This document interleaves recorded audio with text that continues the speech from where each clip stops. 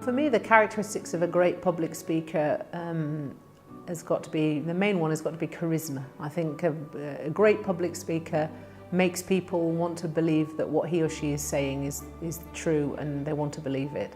And this can be done, of course, by being careful with the content, let's say, to be always relevant to the nature, to the, let's say, to the theme of the presentation.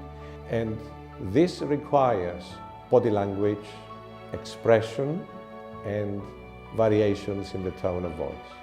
Probably the hardest thing about public speaking is finding the hook that's going to engage an audience. It might be a particular phrase, it might be a particular action, or it might even be some kind of visual aid that the public speaker is using to attract the attention of the audience in front of them. Now, a 5-minute speech, it's one thing. A 60-minute speech is quite a different thing. I would say the hardest thing for a speaker to be able to handle is time. A special speaker to me, perhaps surprisingly to some, is the late professor of physics, Professor Stephen Hawking. In an artificial voice, he was able to express complex theorems or theories in short, very clear sentences. A speaker that I do admire greatly is Stephen Fry.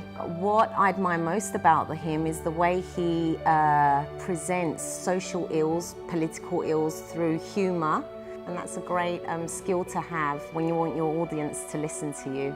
I think public speaking is a skill that anyone should have, because it's not only about being able to talk in front of people, but being able to communicate. I find the Youth Leadership Programme an integral part of our school community right now, because what I found that it does with students, it makes them feel in control with their learning abilities. It makes them have more faith in themselves. So they're more self-assured, they're more relaxed now about when they have to speak publicly. So they're able to stand up and do assemblies, they'll be able to present in front of the rest of their class. When they go out into the world of work, when they attend interview for universities, they're going to need the kind of skills that they develop through YLP in order to make the best possible impression on whoever's interviewing them, or taking their first steps in their careers, impressing their bosses. They don't always know what it's all about at the beginning, but that's the beautiful part, because you give them a little bit of information, and throughout the 8 weeks they tend to grab on all the details and flourish.